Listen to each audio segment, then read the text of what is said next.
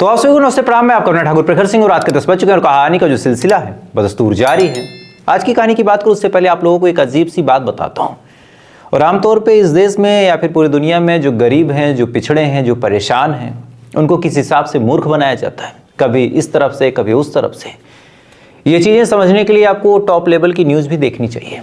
दरअसल हुआ क्या कि गजा में इजराइल जो कुछ कर रहा है, अगर इंसानियत के तौर पे देखा जाए तो वो गलत है, क्योंकि उसमें कई सारे लोग मारे गए, इंसान मासूम बच्चे भी मारे गए।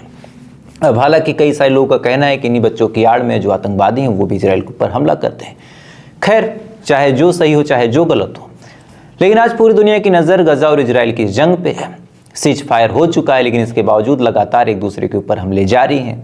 लाशों के बंटवारों को लेकर भी लगातार बयान जारी हैं कि अगर ऐसा नहीं हुआ तो हम हमला कर देंगे, सीज फायर टूट जाएगा। इसी दौरान इजराइल के जो प्रधानमंत्री बेंजामिन नेतन्याहू हैं, उनके ऊपर एक मामला चल रहा है नरसंहार यानी जेनोसाइड का, और आरोप लगा कि उन्होंने जेनोसाइड करवाया है। अब जाहिर सी बात है, किसी देश के प्रधानमंत्री के ऊपर कोई मामला चलेगा तो उस देश की कोर्ट में तो चलेगा नहीं, और खासकर मामला जब इस देश और दूसरे देश के बीच में हो। तो ऐसे हाल में फिर ये मामला गया इंटरनेशनल क्रिमिनल कोर्ट ICC। यहाँ पे इस मामले में सुनवाई हुई और फाइनली इंटरनेशनल क्रिमिनल कोर्ट ने साफ तौर पे कहा कि जो नेतन्याहू है वो वार क्रिमिनल है और उसको सज़ा मिलनी चाहिए। अभी बात ICC ने बोल दी, पूरी दुनिया ने सुन ली। सुनने के बाद अब सबसे बड़ी बात यह है कि सज़ा क्या मिले। तब ICC ने कहा कि नेतन्याहू को गिरफ्तार सबसे पहले कर लेना चाहिए। अब ICC से अलग अलग देश जुड़े हुए हैं, हालांकि भारत नहीं जुड़ा हुआ है। मिडिल ईस्ट और बाकी देश, दुनिया की जो कंट्रीज़ हैं वो जुड़ी हुई हैं। लेकिन अब इजराइल का एक ऐसा डर है बाकी देशों में कि किसी ने साफ तौर पर यह कहा नहीं कि हम गिरफ्तार करेंगे। एक दो देशों ने कहा भी, बाद में वो पलट गए, उनके यहाँ सरकार तक गिर गई, तो उनका भी कोई मतलब नहीं है। इसी बीच मुस्लिम कंट्री में खलीफा बनने की भी होड़ लगी कि कौन अरेस्ट करेगा। तो तुर्की ने कहा कि हम करेंगे। तुर्की ने अभी 2 दिन पहले कहा कि हम नेतन्याहू को अरेस्ट करेंगे और साथ ही उसके साथ जो 27 लोग हैं जो गजा में वार करवा रहे हैं या फिर इजराइल में टॉप लेवल के ऑफिसर्स हैं, उन सबको हम गिरफ्तार करवाएंगे। अभी बात तुर्की ने जब बोली तो मैं देख रहा था कि कई सारे लोग जो गाजा को सपोर्ट करते हैं, फिलिस्तीन को सपोर्ट करते हैं, वो तमाम लोग खुश हो गए। उन्होंने कहा कि देखो, एक मुसलमान कंट्री ही मुसलमान कंट्री के काम आई, बाकी कोई तो काम आया नहीं। ये तमाम चीज़ें, बयान और बातें लोग बोल रहे हैं, लेकिन अंदर की खबर सबसे अजीबोगरीब ये है कि जो तुर्की इजराइल के प्रधानमंत्री बेंजामिन नेतन्याहू को गिरफ्तार करने के लिए फरमान जारी करता और कहता कि हमारे टेरिटरी में अगर वो आएंगे तो उनको अरेस्ट कर लिया जाएगा, वही तुर्की इजराइल के प्रधानमंत्री से ही डील कर रहा है गैस और तेल को लेके। वही तुर्की इजराइल के साथ मिलकर अमेरिका से बातचीत कर रहा है सीरिया में क्या होना है क्या नहीं। और वही तुर्की गजा की मदद के लिए तो एक ड्रोन नहीं भेज पाया, लेकिन पाकिस्तान की मदद के लिए उसने ड्रोनों का जखीरा भारत के खिलाफ भेज दिया। तो आप सोच के देखिए कि इंटरनेशनल लेवल पे लोग कहाँ कहाँ आपस में धीरे से बात कर लेते हैं। कौन किसका दोस्त है, कौन किसका दुश्मन है, वो बात अलग की है। और सामने क्या है, पीठ पीछे क्या है, ये समझने के लिए आपको बहुत गहराई तक रिसर्च करना पड़ेगा। जैसे इसका एग्जांपल भारत का ही आप देखिए। भारत हमेशा से फिलिस्तीन के सपोर्ट में वोट करता है, लेकिन सबसे ज़्यादा हमारी जो आर्म डील होती है वो इजराइल के साथ होती है। अभी 8,000 करोड़ का फिर से डील हो गया। तो वही मुझे लगा कि एक बार इस खबर के बारे में भी आपको बताया जाए कि तुर्की ने कहा है कि हम अरेस्ट करेंगे, लेकिन सच में करेंगे या फिर महज एक शगुफा है, ये आप यहाँ से अंदाज लगा सकते हैं। खैर, एक अपडेट थी, मुझे लगा आपसे शेयर करनी चाहिए। अब आज की कहानी की बात करते हैं। आज की कहानी की बात करूं, आमतौर पे मैंने आपकी बहुत कहानियां सुनाई, देखा जाए तो जवाब कौन देगा और क्राइम स्टोरी, ये तमाम चीज़ें मिला के 1,000 का आंकड़ा हम लोग छूने वाले हैं। लापरवाही मैंने कर दी, महीनों तक लापरवाही के साथ ही काम किया, अदरवाइज ये आंकड़ा तो 1000 पार हो गया होता। 3 महीने तक चैनल भी सस्पेंड रहा, नहीं तो आंकड़ा शायद 1200-1500 तक हो जाता। बहरहाल वजह चाहे जो भी हो, लेकिन एक चीज़ बड़ी कॉमन थी कि अलग अलग तरह की कहानियाँ मैंने सुनाई। हर कहानी में एक चीज़ आपने देखा होगा कि जिसने कत्ल किया वो गलत है, जिसका कत्ल हुआ वो बेचारा है, इनोसेंट है। लेकिन आज एक ऐसी कहानी आपके सामने रखने जा रहा हूँ जिस कहानी को जब आप पूरा सुनेंगे तब आपके दिमाग में एक चीज़ आएगा कि जो कातिल है वो बेचारा है और जिसका कत्ल हुआ वो गलत आदमी है। अब ऐसा क्यों कह रहा हूँ, पूरी कहानी आप सुनिए पहले। दरअसल इस कहानी की असल शुरुआत होती है मध्य प्रदेश से। मध्य प्रदेश में एक जिला लगता है नरसिंहपुर, और इसी नरसिंहपुर में एक थाना है मंगवानी थाना। कहते हैं कि मंगवानी थाने के पास जंगल वंगल भी है और अक्सर काफ़ी लोग इस जंगल में गायब भी हो जाते हैं। बात अक्टूबर महीने की है। इसी थाना क्षेत्र में एक शख्स जिसका नाम था सृजन साहू अपने परिवार के साथ रहा करता था। उसकी पत्नी थी, उसके बच्चे थे, 35 साल की उम्र थी, ठीक ठाक परिवार था, ठीक ठाक पैसे वैसे भी ये कमा रहा था। 25 अक्टूबर के आसपास की बात है। सृजन साहू अपने परिवार को बताता है कि किसी काम से वो बाहर जा रहा। इतना बोल के सृजन साहू निकल गया। परिवार वालों को लगा कि काम धंधे की तलाश में वो बाहर चला गया होगा। उसके बाद परिवार वालों ने इग्नोर किया। सुबह को निकला, शाम हो गई। शाम होने के बाद सृजन साहू आया नहीं। परिवार वालों को लगा कि भाई कहाँ चला गया। फोन किया तो फोन स्विच ऑफ। अब जब फोन स्विच ऑफ तो परिवार वालों को थोड़ा अजीब लगा। पत्नी ने व्हाट्सएप पे मैसेज डाल दिया कि आप कहाँ हैं। जब लास्ट सीन चेक किया तो पता चला कि 10 बजे के बाद तो ऑनलाइन भी नहीं आया। अब ये चीज़ें जब परिवार वालों ने नोटिस की तो उनको बड़ा डर लगा, क्योंकि आजकल वैसे ही ज़माना बड़ा ख़राब है। उन्होंने फ़ौरन ही खोजना शुरू कर दिया। सबसे पहले जो सृजन साहू के परिवार के लोग थे उन्होंने आपस में कांटेक्ट किया कि किसी के पास कोई जानकारी या फिर सृजन साहू ने कुछ बताया हो। साथ ही फिर सृजन साहू के दोस्तों से भी पूछताछ की, सृजन को कहीं देखा, किसी को कुछ बताकर सृजन गया। ये तमाम चीज़ें पूछताछ रात भर परिवार वाले करते रहे, अपने तरीके से तफ्तीश करते रहे। धीरे धीरे वक्त आगे बढ़ा, रात बीत गई, सृजन का कुछ अता पता चला नहीं। अब रात गुजर गई, परिवार वाले परेशान, पढ़े लिखे थे। फौरन वो पुलिस स्टेशन अगले दिन जाते हैं और मंगवानी थाने में FIR दर्ज करवाते हैं और कहते हैं कि ऐसे ऐसे हमारा जो घर का सदस्य है सृजन, वो गायब है।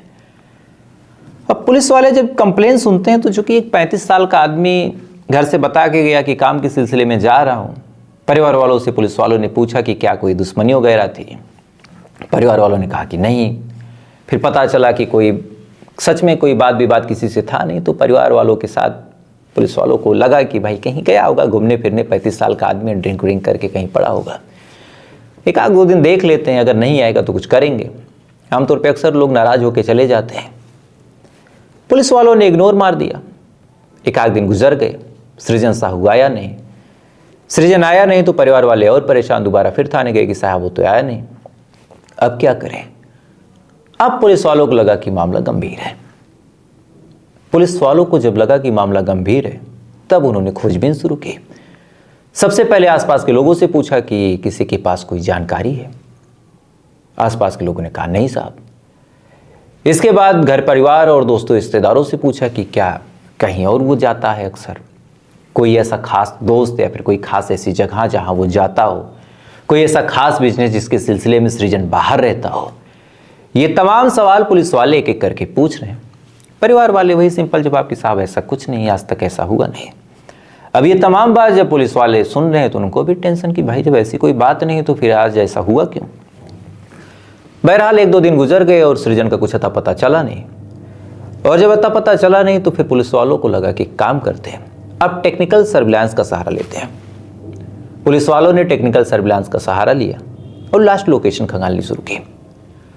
अब जब लास्ट लोकेशन खंगालनी शुरू की तब पुलिस वालों को फोन की जो लास्ट लोकेशन थी, हाईवे नंबर 44 एक जगह है, एक हाईवे साफ तौर पे कहा जाए तो, और उसी हाईवे के पास एक रेस्टोरेंट था। लास्ट लोकेशन इसी रेस्टोरेंट के पास मिली। पुलिस की टीम उस रेस्टोरेंट पे जाती है। जाने के बाद इत्तेफाकन किस्मत अच्छी थी, वहाँ पे CCTV कैमरा लगा था। फौरन उस कैमरे को खंगालती है, किस्मत यहाँ साथ देती है। उस कैमरे में सृजन साहू दिखाई दे जाता है और उसके साथ एक लड़की और 2 लोग और। अब पुलिस वाले देखते हैं कैमरे में तो वो लड़की, सृजन साहू और बाकी 2 लोग एक कार में बैठ के कहीं जा रहे हैं। पुलिस वालों को लगा कि शायद मामला कुछ और ही है। परिवार वालों को उन्होंने बुलाया और कहा कि ये लोग कौन है। हालांकि उस लड़की ने अपना मुंह कवर कर लिया था, लेकिन आंखों से और बाकी शरीर से परिवार वालों ने पहचानते हुए कहा कि साहब ये तो निधि है। और खासकर ये बात सृजन साहू की पत्नी ने बोला। अब पुलिस वालों ने पूछा कि ये निधि कौन है, तब पत्नी ने कहा कि वो तो मेरी चचेरी बहन है। अब पुलिस का माथा थोड़ा सा ठनका। उसने फिर निधि को उठाने का फैसला किया, लेकिन फिर अब मुंह बंद था तो ऐसे अचानक से उठाएं कैसे। तब पुलिस वालों के दिमाग में आया कि काम करते हैं, पहले इस गाड़ी का ही पीछा करते हैं।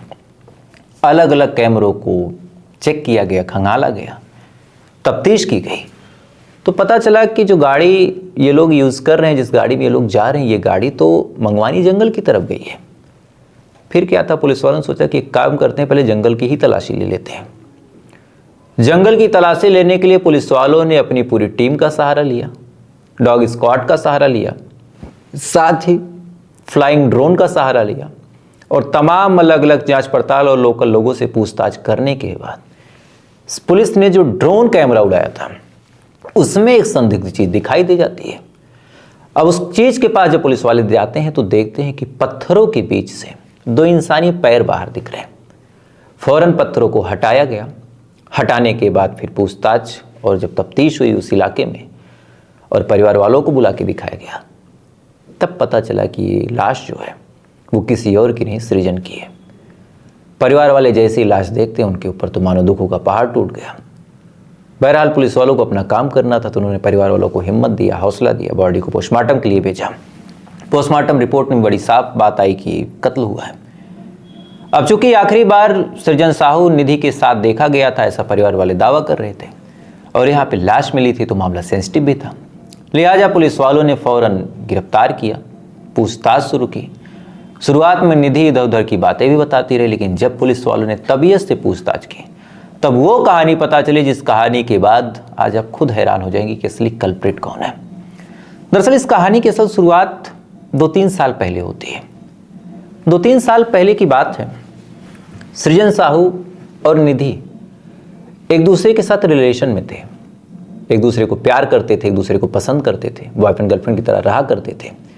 इसी दौरान एक दूसरे के साथ मिलना जुलना भी हुआ। दोनों रूम में गए और रूम में जाने के बाद जो कुछ भी उन्होंने इंटीमेशन वगैरह किया उसकी वीडियोस सृजन साहू ने बना ली थी। दोनों एक दूसरे को पसंद करते थे, शादी भी करना चाहते थे। लेकिन इसी दौरान फिर अजब किस्मत का खेल हुआ कि निधि की चचेरी बहन की शादी मजबूरी में सृजन साहू से फिक्स हो गई। सृजन मना कर नहीं पाया क्योंकि निधि छोटी थी और फिर इन दोनों की शादी हो गई। शादी होने के बाद इधर फिर निधि के लिए भी रिश्ता देखा गया, इसकी भी शादी हो गई। अब दोनों अलग अलग रिश्ते में। निधि अपने परिवार में बिजी हो गई, लेकिन सृजन का मन लपकता रहा। उसका जब मन होता वो निधि को फ़ोन कर देता। अब निधि को डर था कि भाई मेरा पति है, कल को वो जान जाएगा कि मैं इस आदमी के साथ अफेयर में थी तो क्या करूँगी, तमाम दिक्कतें। उसने समझाने की कोशिश की कि देखिए अब आप हमारे जीजा हैं और जो हो गया उसे भूल जाइए, परेशान मत कीजिए। लेकिन सृजन के मन में ब्लैकमेलिंग का ऐसा गंदा भूत सवार था कि जब जब निधि ने आने से मना किया तब तब सृजन ने उसको ब्लैकमेल किया और कहा कि तुम्हारे वीडियोज़ हैं, मैं तुम्हारे पति को भेज दूंगा, वायरल कर दूंगा, ये कर दूंगा, वो कर दूंगा। अब निधि को लगा 1-2 बार की बात है, चलो आ ही जाती हूँ। दीदी का ही घर था, कोई दिक्कत थी नहीं, निधि आ जाती।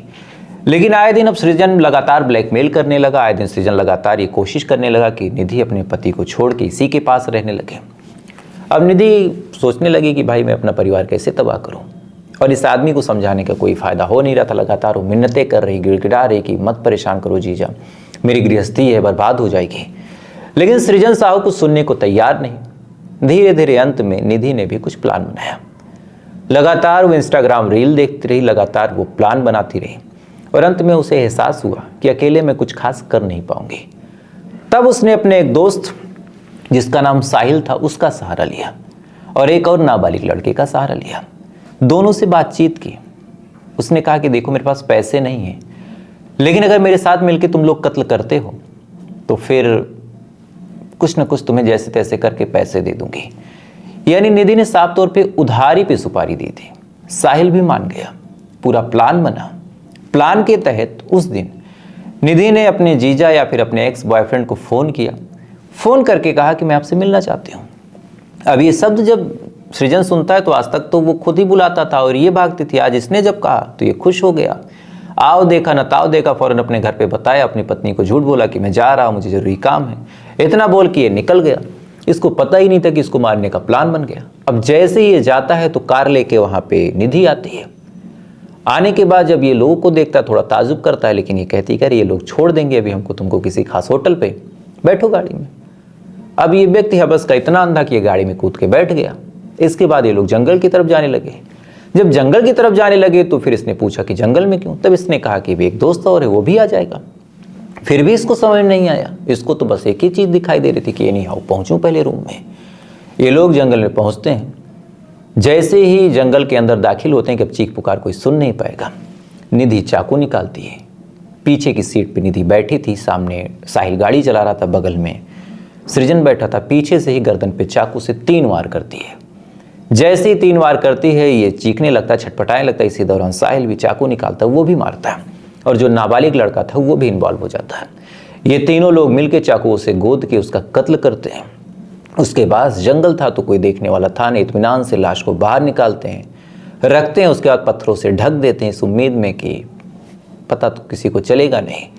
लेकिन चूंकि पत्नी ने इधर FIR कर दिया था, इधर फिर पुलिस वालों ने CCTV कैमरे खंगाल लिए थे और लास्ट कॉल भी कहीं ना कहीं निधि की ही थी। तो ये तमाम चीज़ें जब कड़ी दर कड़ी पुलिस वाले जोड़ते रहे, तब इतनी बड़ी घटना के बारे में पता चला। तो अब इस पूरी कहानी को आप सुन चुके हैं। आप अपने दिमाग से बताइए कि इस पूरी कहानी में गलती किसकी है। एक निधि जिसका एक्स बॉयफ्रेंड था, वो अपने रिश्ते को बचाने के लिए कत्ल कर देती है। एक शख्स जो अपनी पत्नी के साथ रहते हुए भी किसी गैर महिला के साथ सोने की तलब में उसको ब्लैकमेल कर रहा था। या फिर इन दोनों का जो 25,000 उधारी की सुपारी पे कत्ल करने चले गए, या फिर हमारी अपनी मानसिकता का, जहां हम हबस में इतने अंधे हो गए कि हम कुछ भी करने को तैयार हैं। खैर, आपकी क्या राय है कमेंट कीजिएगा। और ऐसी कहानी अगर आपको पसंद हो तो वीडियो को लाइक करके, चैनल सब्सक्राइब करके अपना प्यार दे सकते हैं। बाकी कल आपसे फिर मुलाकात होगी जवाब कौन देगा वाली सीरीज में, और साथ ही ऐसी किसी कहानी के साथ रात 10 बजे। तब तक आप अच्छे रहिए, खुश रहिए, अपना ख्याल रखिए, अपने देश का ख्याल रखिए। जय हिंद, वंदे मातरम।